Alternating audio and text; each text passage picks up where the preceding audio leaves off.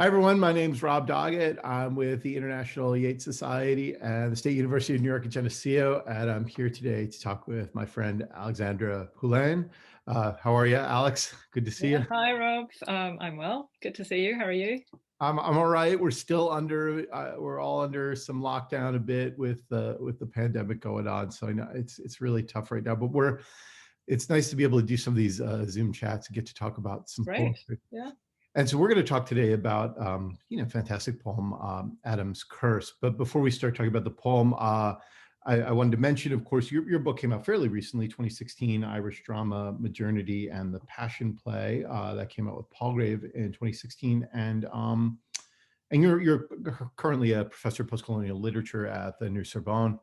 So what do you? I know you're also, of course, president of the International Yeats Society. So I wanted to ask what your research, what you're doing right now with your research. Okay. I'm a bit all over the place. I'm doing various things. I've been thinking about shame lately. I'm not sure exactly what I'm going to do with that, but just trying to see where it goes. And I'm also trying to think about how to respond to the current suspicion in France. We're having our culture wars at the moment in France, and 40 years late, the government has been extremely critical of scholars doing post-colonial studies and using intersectional methodology and so on. So I'm trying to think about how to respond to that. Mhm. Mm.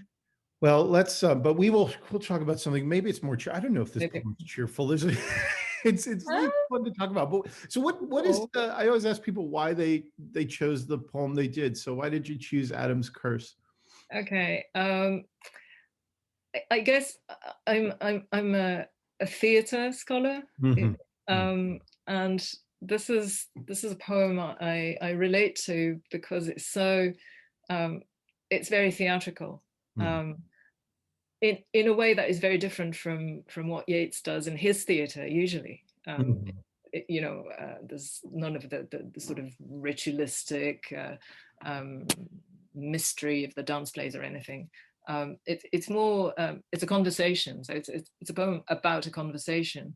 um, you could say it's kind of close to Oscar Wilde and that tradition of the comedy of manners. Actually, it's not, because there's nothing, there's none of the sparkling wit of Wilde, or none of the seriousness of the shore plays. It makes me think about Chekhov, really. Mm, Uh, mm, Kind of there's this conversation that's sometimes a bit flat, um, sometimes a bit cliched, and everything happens in the gaps of the text. mm. And I think it's wonderful That's, in that that's way.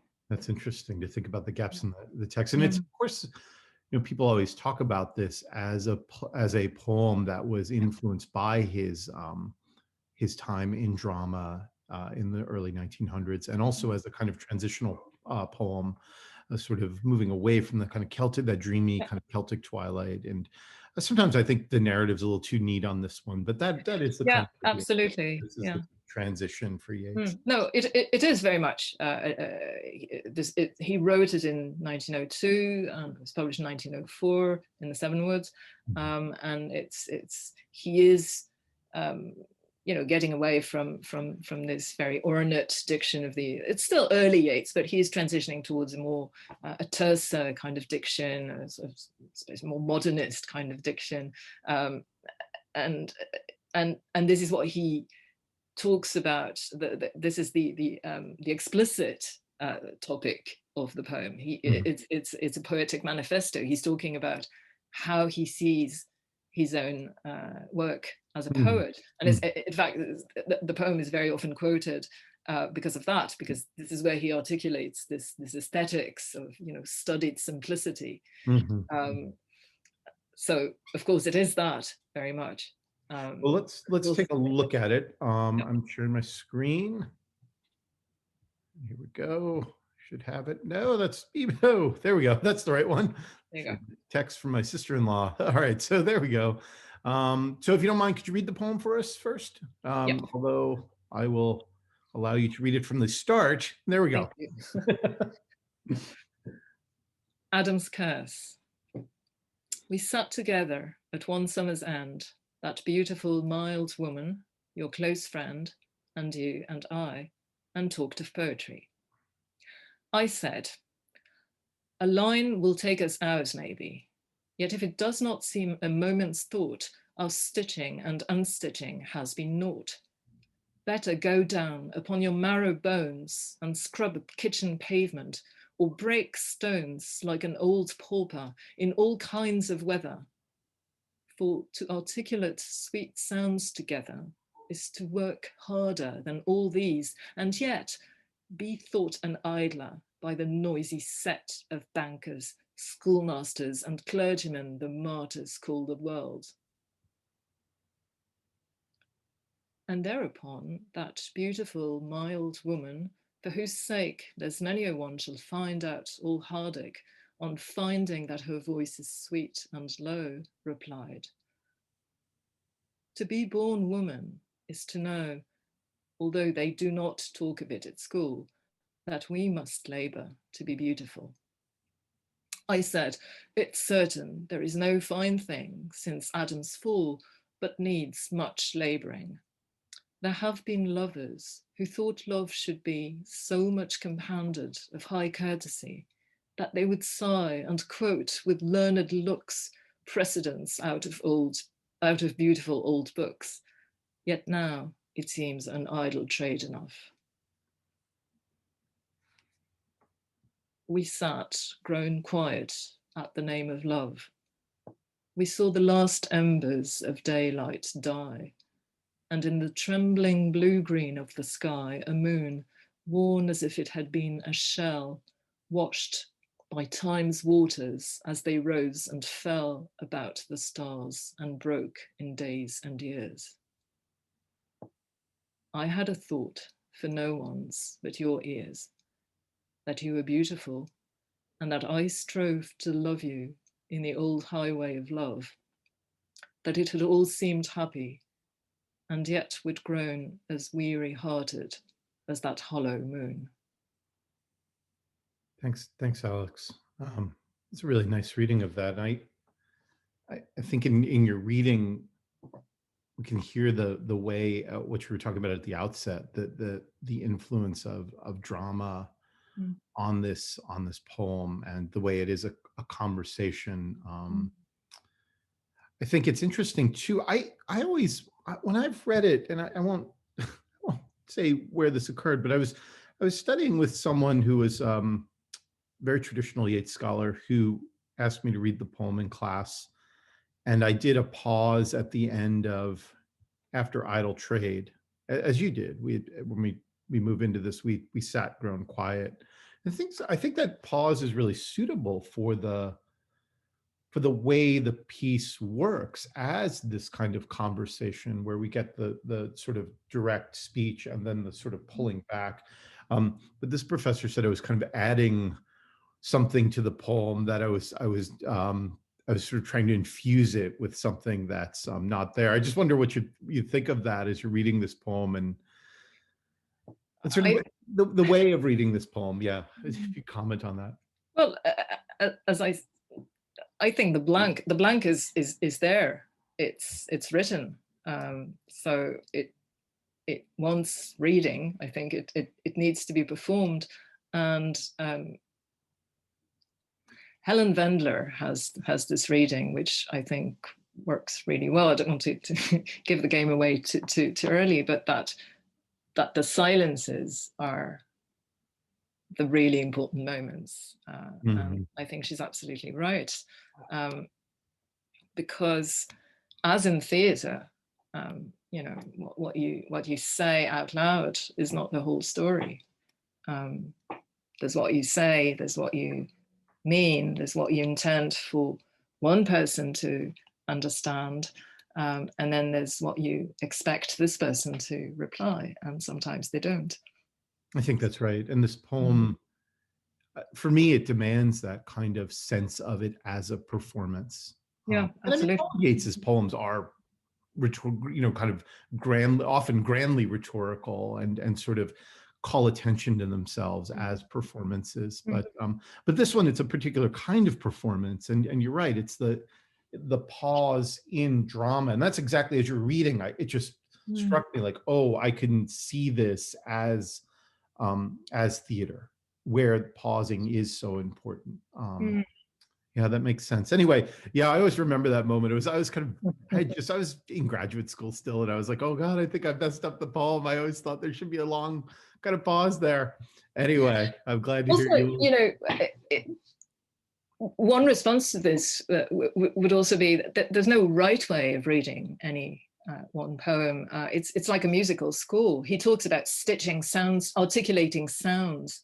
It is music, and so you have the score, but you perform it, and you can perform it in many different ways. I say that to my students a lot because I think that idea of getting it right, and I certainly felt that when I was younger, that there was one way to read a poem, and as a teacher, I really like having students read poems in different ways, and sort of that performance of the poem, right, it's so important, I think, when teaching, to always keep in mind the performativity of poetry, and it sort of Absolutely. makes it a little bit, students are a little more comfortable with it, and they can kind of feel a sense of connection with it if they perform it in different ways. And this is a poem that can be read in lots of different ways, I think. But Yeah. I think your reading was beautiful of it. I really Thank like you. it.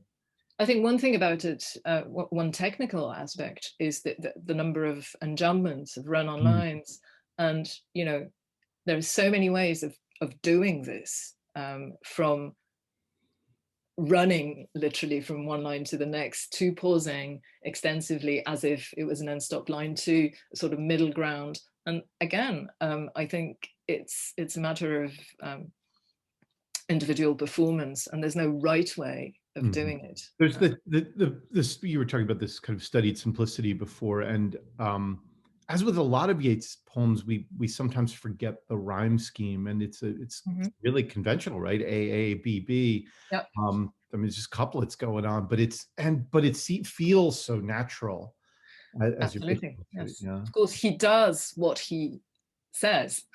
He says, it should that the best art should not be noticeable. It should feel completely spontaneous, and this is what he does. And those rhymes, that they're often, quite poor rhymes, or sometimes even imperfect rhymes. But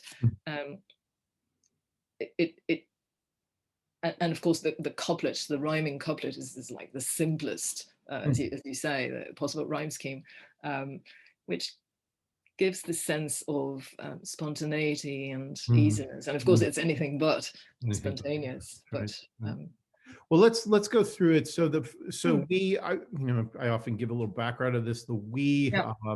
So go ahead. Who's the we here sitting at One Summer's End? So it's a poem based on a true event, which is, as we know, from for example, from Maud Gonne's autobiography. This conversation happened between Yeats, Maud Gonne, and her sister. So the we is those three people, and so he was 37 when he wrote the poems. He'd already proposed to Maud Gonne a number of times, and she'd already turned him down a number of times. And this is just before she marries McBride. So there's the sense of, I suppose, exhaustion a bit in the poem. And it's interesting that there are two temporalities, in a way, in the poem. There's a moment of enunciation, and he is speaking to her. It's as if he's talking to her. Perhaps he's sending the poem to her, and so you have the you and the I. But in this present of enunciation, what he does is remember a past event, right? And the past event is this conversation.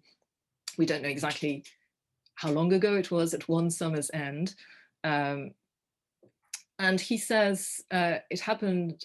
So this we, interestingly, at the beginning of the poem, we sat together at one summer's end, that beautiful mild woman, your close friend, and you and I, and talked of poetry. See how the syntax here really mimics spontaneous spoken speech. The subject, the grammatical subject, we is developed after the main clause, and then you've got an extra verb and talked of poetry. So it seems very natural. It's also interesting that he says your close friend, which is not quite true. It was not Maud Gonne's close friend, it was her sister. So he's talking about a real event turning into, perhaps taking a step aside and adding an element of fiction. And it's almost as if he's coding this, he's addressing Maud Gonne in a sort of coded way, so that she will know what he's talking about, even though it's not quite the exact factual truth. And the implication is that perhaps if this is a coded text, then it means more than it says. It's always, there's always that sense in Yeats, right? Yeah, absolutely. He loves that kind of coded text idea. And I think communicating that sense that there's always something more going on than a lot of the readers can. Absolutely, yeah. So then you kind of, so after that, you're right, that syntax really interesting at the start. And we feel as if we're in sort of ordinary conversation, the recollection of a moment, and then the sort of I said, and then he gives us this direct speech here. So it's all that. If we look at the overall structure, there are 4 sections, right? The first 2 are longer and are made up almost exclusively of direct speech. And then the last 2, which are shorter, are more meditative, I suppose. And yes, so it's this sort of setting of polite conversation. We talked of poetry, and of course he starts speaking, and the I said, which is almost a bit clumsy. It's like a stage direction in a way, but it's a bit clumsy at the beginning of a line. I would argue that he launches into that long speech, that there's an element of self-irony at the moment of reminiscing that he is slightly pedantic, and he soliloquizes, which is not what you do in conversation. He'll do this. I mean, I think of a later poem like Michael Robarts and the Dancer or something, where there's always this kind of sense of a little bit of irony going on, awareness of the sort of performativity in Yeats. And I do quite like that. This sort of, you're right. It does have that stage direction feel, and there's also, but at the same time, and it feels a little awkward at the same time. There's this sort of awareness of Yeats now. Yeah, exactly. Yeah. Set us all straight on poetry. Taking the center stage, and So and here is the moment with the sort of description of, and this is the famous moment. This is the poetic manifesto. A line will take us hours, maybe, yet if it does not seem a moment's thought, our stitching and unstitching has been naught. So it hinges on a paradox, which is very much the yet here at the beginning of the line is the key word, perhaps. Poetry is hard work. It takes forever, but it can't show. And if it has been naught, it would be completely vain, vacuous if you see the art. So this is when, of course, he is moving away from his earlier aesthetics, romantic and ornate, and trying to do something different and thinking about what he's doing at the same time. So it's very self-reflexive, and there's that wonderful description of poetic art as stitching and unstitching, which has, of course, many resonances. For one thing, I think stitching and unstitching shows the just the arduousness of the work. You know, you do something and then you undo it. The endless process of revision. You can see the manuscript where he's, you know, writing over the same lines, and it also suggests the materiality of the poem, which is, of course, a bit of a topos. You know, the text as texture, as cloth, as perhaps a tapestry, and stitching and unstitching, of course, perhaps reminds us of Penelope stitching and unstitching her tapestry while she waits for Ulysses, which is interesting because if this is what he's doing, or at least it's one of the resonances, I think, here, he is implicitly identifying with Penelope. So with a female passive persona. I was thinking that as you're talking, the Penelope resonance came up. I was also thinking, of course, about the Kula press and the his sister's press. Yes, absolutely. And of the volumes of poetry. Yeah. But this idea of a kind of identification with a sort of femininity, and right after that we get more the sort of masculine sounding activities, I guess. Not all of them, but some of the breaking stones, for example. Yeah, but the scullery maid is also the scullery maid. I just thought, as I was starting to do this, well, it's a little too neat, right? Because we've got the scullery maid scrubbing the kitchen pavement too. So sorry. No, go ahead. No, he's playing with gender in a way that he does a lot, in fact, and of course the implication is that if he is Penelope, then Maud Gonne is Ulysses, and then there goes the coding again. You know, he is sending this message that he's waiting, you know, waiting for Ulysses to come home, and that hopefully Ulysses eventually will come home, and that the stitching and unstitching is also addressed to her, of course. And then, as you say, there's this this description of work. Perhaps another thing about the stitching and unstitching, the other thing it calls to mind to me is the notion of rhapsody. So rhapsody literally is Greek for stitching songs.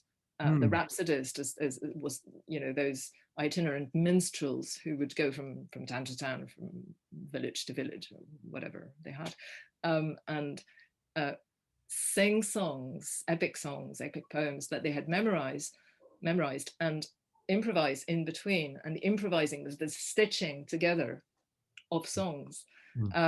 So he's also stitching and unstitching, giving himself that very venerable genealogy of, you know, the Greek rhapsodists.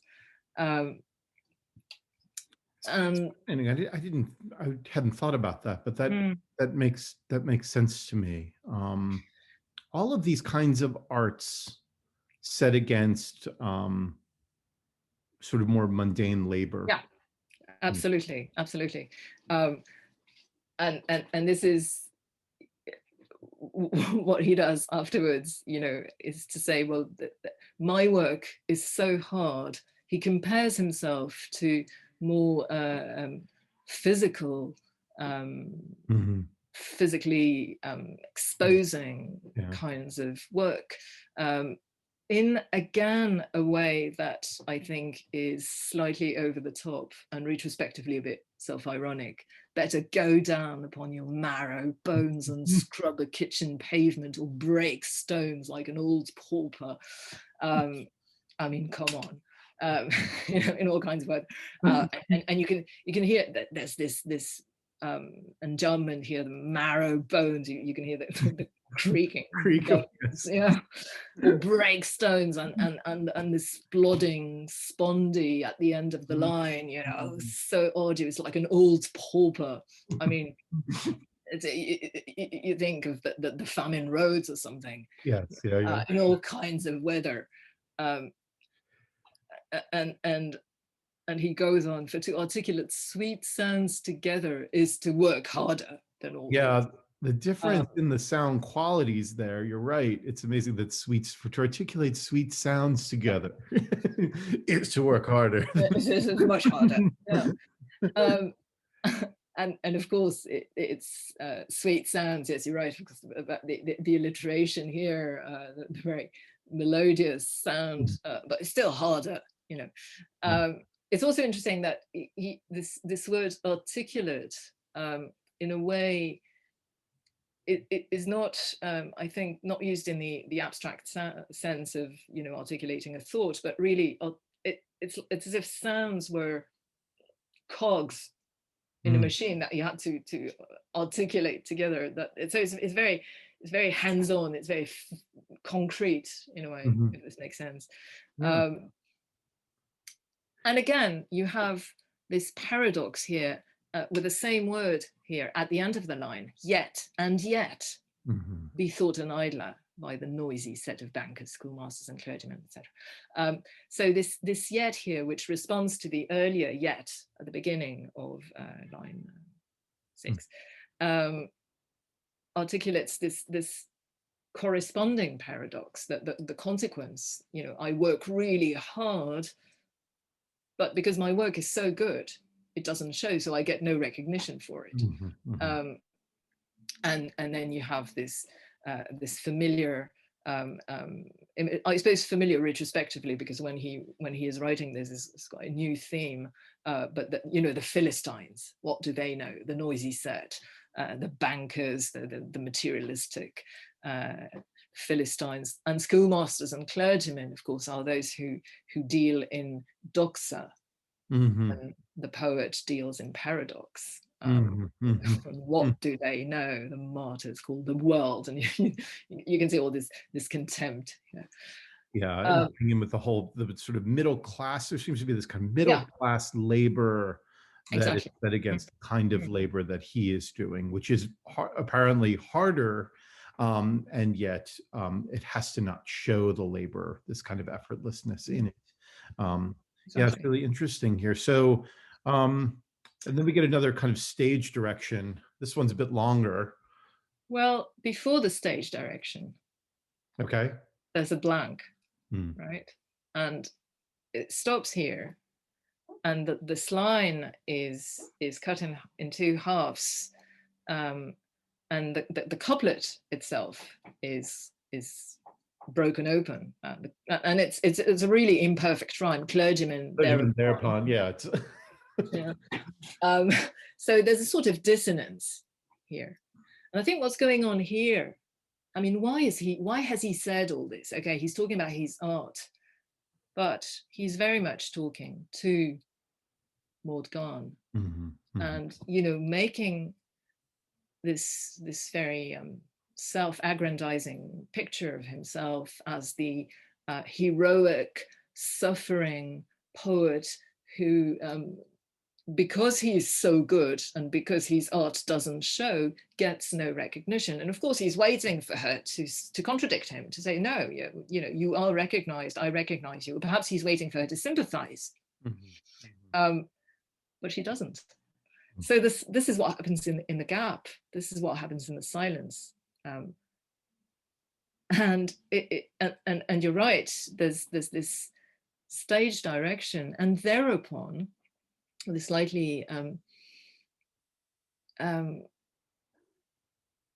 not sophisticated, but, well, I suppose, word that, you know, that you wouldn't use in everyday conversation. It's almost as if, I mean, what I imagine, is that the third party there, the sister, that beautiful mild woman, and this reprise from the second line of the poem, that beautiful, which is very much the stitching and unstitching also, um, mhm. that she may have felt slightly uncomfortable, you know. Um, I hadn't thought about that, but it makes so much sense. As you're talking, I suddenly get the feel of it. Because he has just sort of offered here is my poetic philosophy, and his expression of heartfelt kind of like bitterness, and then it's silent. and Yeah. look, and will the beloved say, "Oh yes, I agree. You've done so much." And there's just silence, and the thereupon, you're right. That sort of the word itself is with the rhyme is kind of awkward Yeah, and yeah. a little stilted. Everyone's silent, and then my Yeah, God, it's sister, always, you know, I'm you're right. going to say something because this is awkward, you know.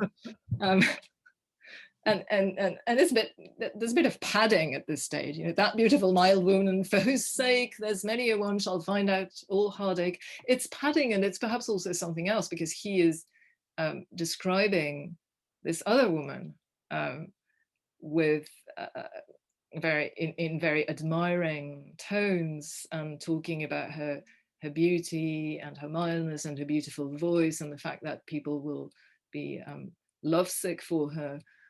So what's he doing here? You know, is he trying to make Maud Gonne jealous, or is he in fact talking about Maud Gonne, but not but pretending to talk about her sister? Mhm. You know, not very clear. But there's something going on. The voice here, the sweet and low voice. I mean, there is something like well, it's a very erotic description. Mhm. There's emotion there.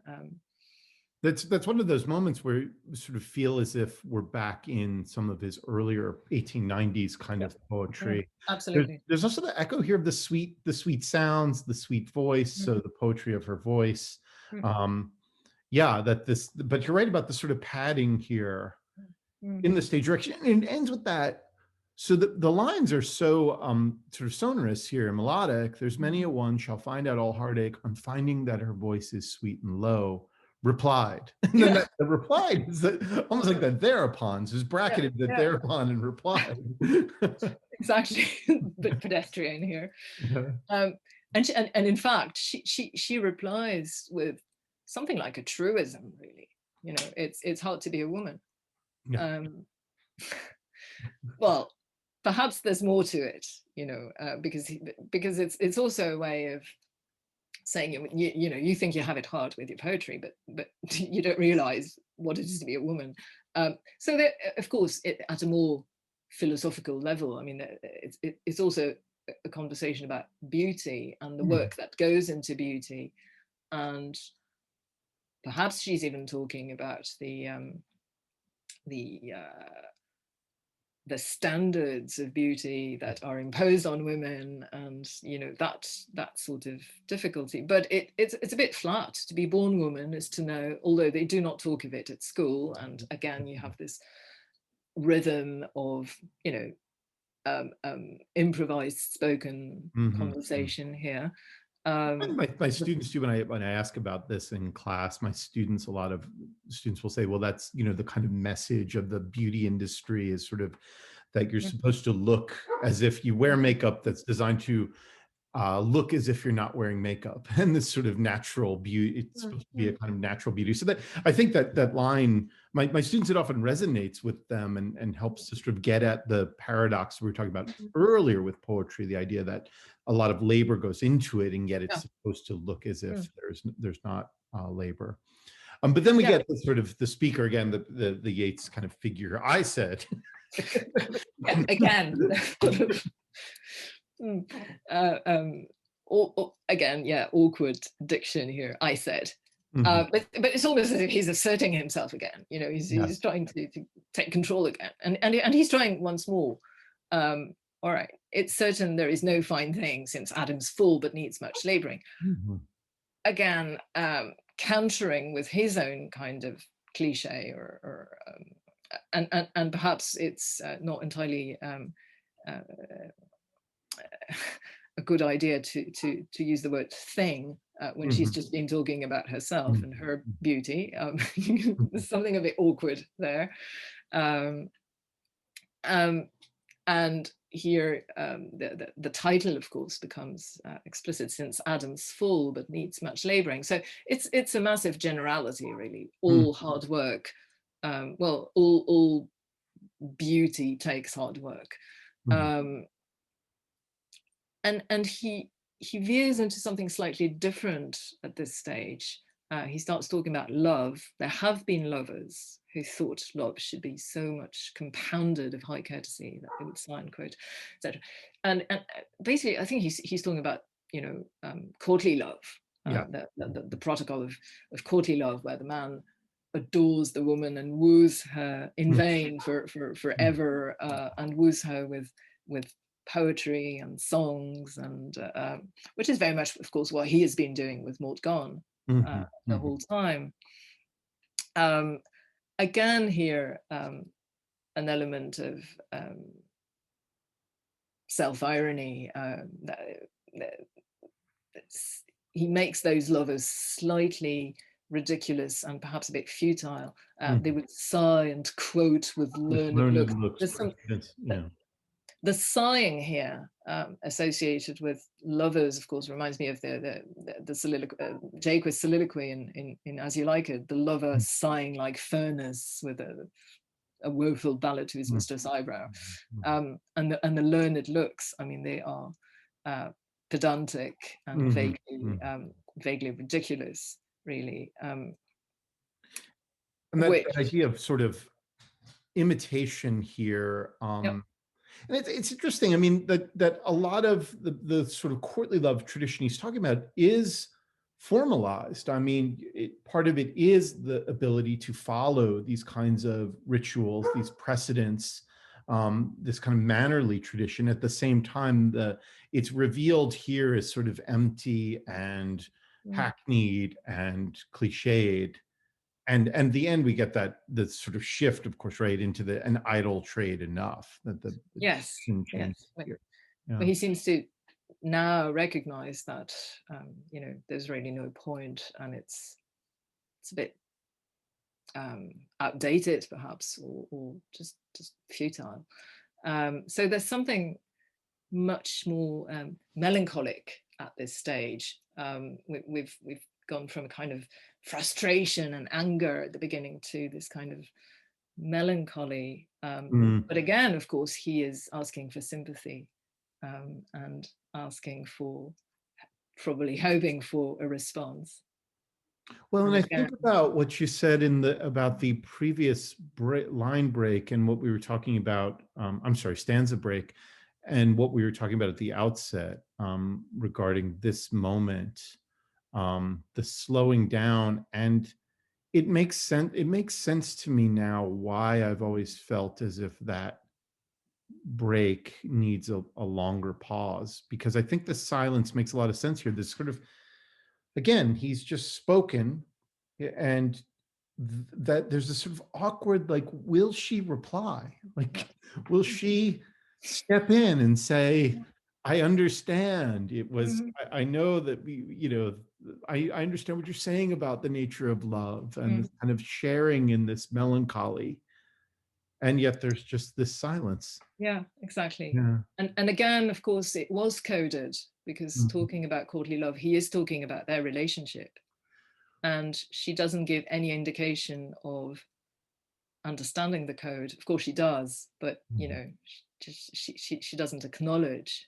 Right. And we think of The Wind Among the Reeds with all of those different figures of the lover. I mean, so many just masks of the lover, all the different sort of moods and relationships with the beloved, one of whom is Maud Gonne in that, of course, in the Wind Among the Reeds.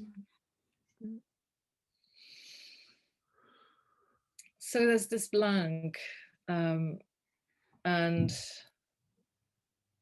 that's the end of the direct speech in the poem. And what follows is a kind of elaboration of the silence, the shared silence. We sat, grown quiet at the name of love, with a very crepuscular kind of atmosphere. The last embers of daylight die, which sends us back to the first line of the poem, which is, we sat together at one summer's end. Yeah. The summer's end, the last embers, the end of the day, the dying day. Perhaps a return to a slightly more ornate kind of diction, the trembling blue-green of the sky, a moon worn as if it had been a shell washed by time's waters as they rose and fell about the stars and broken days and years. And you can see those enjambments stretching out the lines and giving us this feeling of perhaps repetition, perhaps an extended duration that is not going anywhere, kind of. A different order of sound quality too. Absolutely, yes, yes. I mean, the There's alliteration, the consonants, just the rhythm feels much more regularized now, even though it is actually pretty regular earlier, but yeah. this feels much more, we're into the sort of iambic feel to it, and really just beautiful. I mean, these lines are always striking. I mean, they just feel so beautiful. Yes, yes, and it's like an internal music that he's perhaps playing to himself, listening to those sounds of those. It's like waves, times, waters rising and falling, and of course the rising and falling are also the lines themselves, the words, the tones of the English language, rising and falling, and the stars. And that blue green of the sky. I mean, just the imagery, that sort of trembling blue green, which is a difficult one. It's an image that you kind of feel, but it's hard for me to picture in a way. Yes, this quality of light at twilight. Yeah. Where the color becomes the texture of the light. Yeah. And you can't quite see. You can't see quite clearly. And it's, of course, twilight. This important time for you. This transitional moment, this fleeting moment that seems to extend into an eternity here. So it's breaking into days and years. Very beautiful. And then there's this pause again, and I think there's a transition here from the sharing of a communal silence to something more personal. I had a thought for no one's but your ears, and strange syntax here. No one's but your ears, which invites you to read the text again in a way. This is the key. I was listening to you. I was not listening to you. I was thinking of how you were listening to me, rather, the whole time. Sounds right that there's this kind of public level of a conversation going on, and then meanwhile there's this private thought communication going on between the two of them. And I think as you're talking, I was thinking about the opposition to that direct speech earlier, and that somewhat self-ironizing posturing of like, I'm going to tell you about poetry here, and meanwhile this kind of private, more intimate kind of conversation going on in the silence. Absolutely. Almost as if he's separating himself from from this public level of conversation now. Yes, it's what you just said. And thinking of your ears, of course, means expecting something from you that doesn't come. And I love this, the syntax here, the colon, and then that you were beautiful. I had a thought for no one but your ears, that you were beautiful. It's odd, sort of broken syntax. You couldn't say I had a thought that you were beautiful. Go